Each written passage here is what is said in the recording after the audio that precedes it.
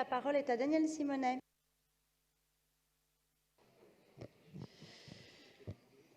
Écoutez, oui, je ne peux pas voter cette délibération. Vous connaissez mes positions sur les Jeux Olympiques. Je pense, comme Jacques Boutot, que ces Jeux Olympiques, loin d'être une manifestation du sport, relèvent d'une manifestation des sponsors. Vous avez sur ces Jeux Olympiques, finalement, la maire de Paris a changé sa position dans un revirement de veste totalement antidémocratique, puisqu'elle s'était présentée en 2014 comme une candidate qui n'était pas favorable aux Jeux Olympiques. Et c'est après l'insistance de François Hollande qu'elle a changé d'avis, sans en aucune mesure demander l'avis des Parisiennes et des Parisiens, ni des Franciliens et des Franciliennes. Et je vous le redis, vous pourrez faire toute la com que vous voulez, les Jeux Olympiques réellement écologiques sont les Jeux Olympiques qui n'auront pas lieu. Ce sont les seuls. Et à Denver, les citoyens et les citoyennes, dans les années 70, avaient été en capacité d'organiser une pression et d'arracher le droit référendaire et avaient réussi à annuler les Jeux Olympiques. Eh bien, pour ma part, je continue à défendre l'enjeu qu'il y ait un référendum pour ou contre l'organisation des Jeux Olympiques, à la fois parisiens et franciliens. Parce que les Jeux Olympiques, sous leur forme actuelle, avec le poids le poids du CIO et la façon dont les choses sont organisées, l'ensemble des manquements, parce que c'est fait pour cela, aux législations en vigueur, sont forcément anti-écologiques et antisociaux. Concernant Tokyo, les Jeux Olympiques de Tokyo, mais pas de naïveté.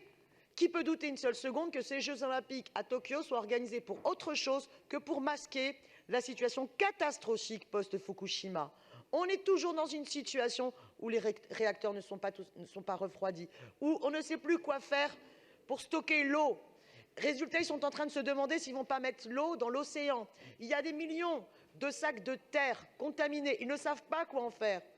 À la rencontre internationale des collectifs anti-Jeux Olympiques qui avait lieu justement à Tokyo, on a pu se rendre compte à quel point, d'un pays à l'autre, toutes les préoccupations se retrouvaient.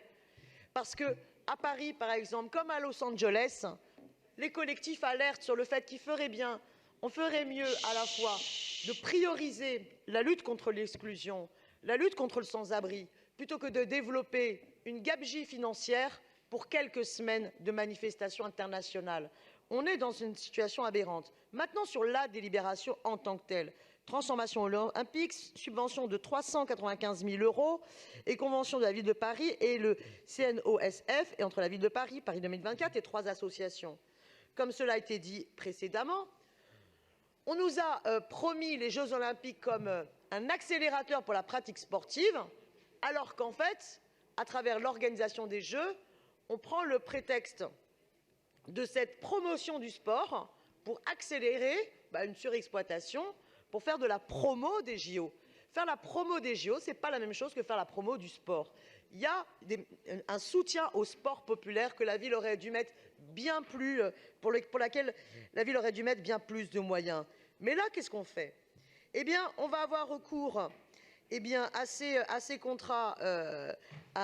contrats qui sont réellement sous-payés, et on va donc utiliser le service public et le service civique, et le bénévolat pour supplanter là où il faudrait créer des emplois, alors même que vous prétendez que les Jeux Olympiques seraient un facteur de création d'emplois extrêmement fort, qui n'a été démontré par aucune étude sérieuse sur l'ensemble des Jeux Olympiques qui ont eu lieu précédemment de par le monde.